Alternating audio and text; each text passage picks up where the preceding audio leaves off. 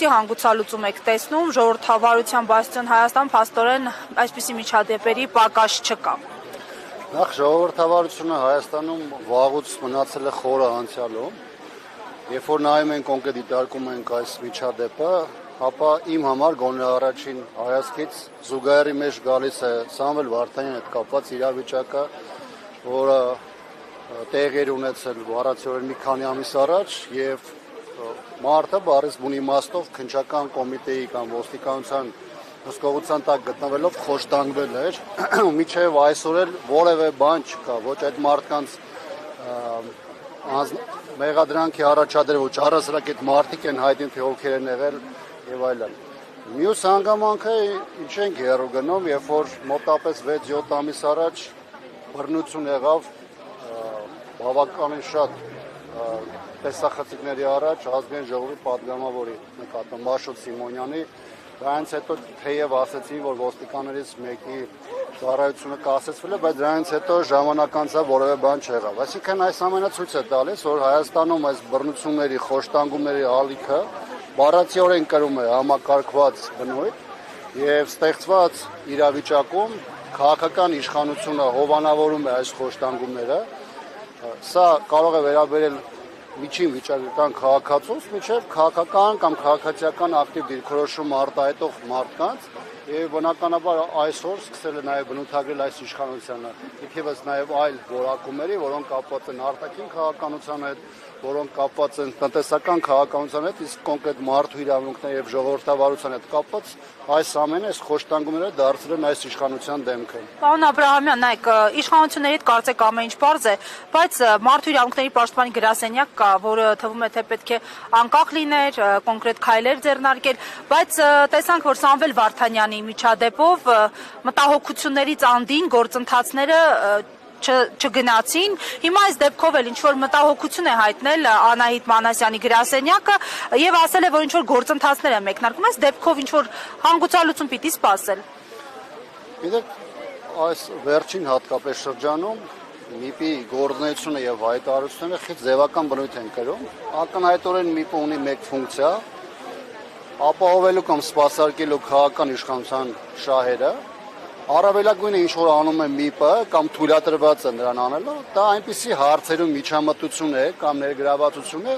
որը հասարակական հնչեղության տեսանկյունից իրենց որևէ բան չի ներկայացնում եւ այս տեսանկյունից ակնկալել, որ ՄԻՊ-ը որևէ կոնկրետ գործընթաց է անելու, բնականաբար որևէ ձևով այստեղ իրականությանը չի կարող առնչություն ունենալ։ Այստեղ ունենք խնդիր, սա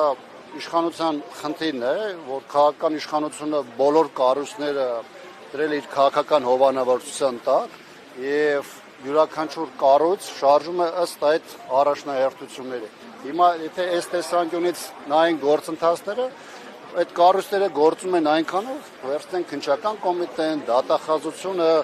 ներքին գործերի նախարարությունը այնքանով, որքանով դա իրենց թույլատրվում է։ Եթե նույնիսկ կան ինչ-որ բաներ, որոնք արտաքուստ թվում է, որ միտեղ մեկ կամ երկու քայլեր իրականացվել է, բնականաբար դա պետք է դիտարկել կենտրոնական իշխանությունների զուտ թույլատրության դաշտում։ Պարոն Աբրահամյան, նաև մեկ հարց, մինչև 2018 թվականը իրավապաշտպան տարբեր կառույցներ, դեմքեր աննշան անգամ իրավախախտումների արձագանքում էին շատ մեծ հնչեղությամբ, այսօր չենք տեսնում այդ ակտիվությունը, դա ինչով եք պայմանավորում։ Նախկինում կային կոնկրետ խմբեր, որոնք հանդես էին գալիս հասարակական կազմակերպության կամ այլ միավորումների տակ, որոնց նպատակը ոչ թե կոնկրետ դեպքերի վերհանումն էր, այլ ցանկացած դեպքի ուռճացում էր եւ այդ ժամանակվա քաղաքական իշխանությունների դեմ օգտագործումը։ Հիմա իրենք ում դեմ անում են, այդ իշխանությունը 2018 թվականից հետո չկա, եկել է իշխանություն, փոխվել են հանձնարարականները, փոխվել են նպատակները եւ բնականաբար դրանցից շատ-շատերը առհասարակ դաշտում որևէ ձայն չեն անում, կամ միգուցե զբաղված են այնպիսի գործունեությամբ, որը կամ սպասարկում է գործող իշխանությունների շահերը, կամ միգուցե երրորդ երկրների։ Բայց սա իհարկե չի նշանակում, որ մենք պետք է մեր հույսը դնենք մենակ նրանց վրա, ովքեր ժամանակին որևէ ակտիվություն դրսևորել են, այսօր էլ այստեղ հավաքված մարդիկ անկախ նրանից թե ում է ներկայացնում, ով ինչի համար է այստեղ, բնականաբար եկել են ի պաշտպանություն բոլոր այն մարդկանց, ում իրավունքները խախտված են, ովքեր տարբեր ոստիկանական բաժանմունքներում կամ միգուցե կալանավայրերում խոշտանգումների են ենթարկվում եւ այս մարդիկ եկել են նաեւ իրենց ձայնը բարձրացնելու առայն, որ իրենք պատրաստ են որպես քաղաքացիներ գալու, պաշտպանելու իրենց հայրենակիցներին, անկախ նրանից, թե որ բնակավայրից կլինեն, որտեղ ես կլինեն, ես դեպքում չեմ ուզում որևէ տարանջատում անեմ, չեմ էլ ուզում նույնիսկ թեման այս բանը դիտարկենք այն տեսանկյունից, որ կոնկրետ արցախցիների նկատմամբ է այս գործընթացը, թեև հասարակության մեջ նման ընկալում կա, այն պատճառը, որ ինքը իշխանությունը ամենաբարձր մակարդակով մշտապես արցախցիների դեմ անդադ բավական մեծ մաղձ եւ թշնամություն է գեներացնում, բայց այս բանը չեմ ուզում դա այդ տեսանկյունից դիտարկեմ, որովհետեւ ինչպես իմ օրինակներով նշեցի, սա համակարգված բնույթ է կրում եւ սա վերաբերում է ոչ միայն արցախցիներին, այլ Հայաստանում ապրող ցանկացած քաղաքացու։ Ձեր կարծիքով այսքան աղմուկից հետո քննչական կոմիտեն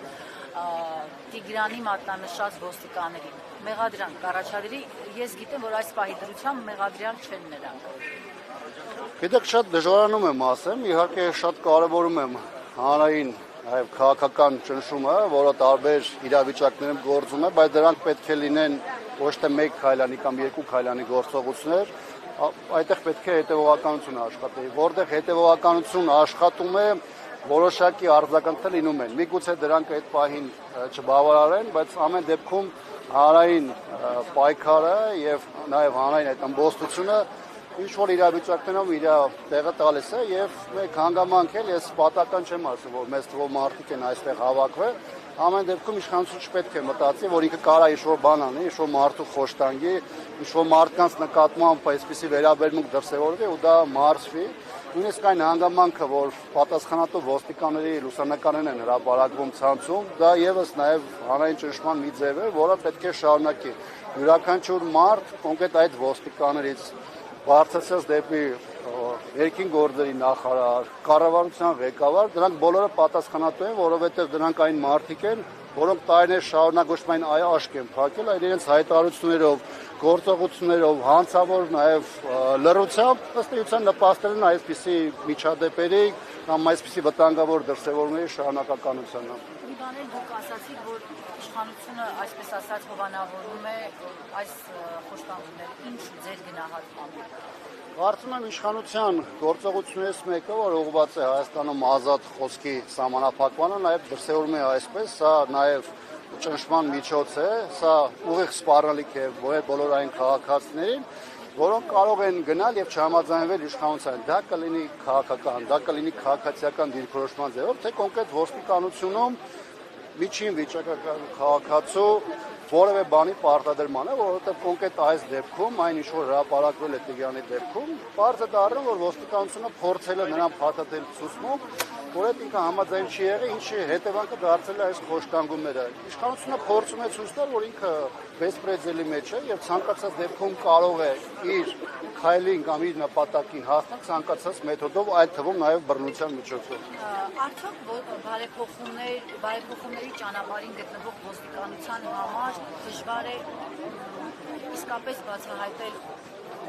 մի հանցագործություն, որը գողություն է որակվում։ Այսինքն շատ մեծ ջանքեր չի հնարավոր չի գործադրել։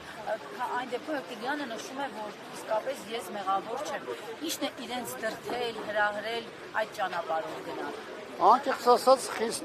չափազանցություն է մեր երկրում տեղի ունեցողը կամ նույնիսկ ներքին գործերի նախարարությունում տեղի ունեցողը բարեփոխումներ անվանել։ Իշխանությունը կոնկրետ ներքին գործերի նախարարության դեպքում ունի մեկ նպատակ՝ ստեղծելու ուժեղ կաթնային համակարգ, որ ՄԱԿ-ի դեր է կատարելու տարբեր քաղաքական process-ների ժամանակ, հատկապես քաղաքական ընդդիմախոսների մասով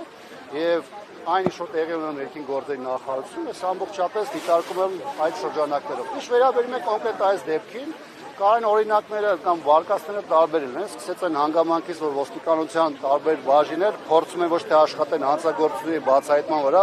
այլ իրենց համար դրական վիճակագրություն ունենալու եւ ըստ այդմ կարող են մարդկանց համոզել, որպեսզի դիմումները հետ վերցնեն, մեկին կանչել փորձել գործը դրանց վրա փաթաթել, որպեսզի բացահայտման դեպքեր իրենց մոտ դրականով լինեն եւ այլն, բայց խնդիրը այն է, որ մեծ առումով այդ համակարգը, ինչպես ասեցի, կոնկրետ հանցագործությունների բացահայտման առումով չի աշխատում եւ իդեպ վերջին օրերին էլ գրեթե ամենօրյա ռեժիմով այդ սպանությունների տարբեր դրսևորումները դաժան Նաև այս ամենի մասին է խոսում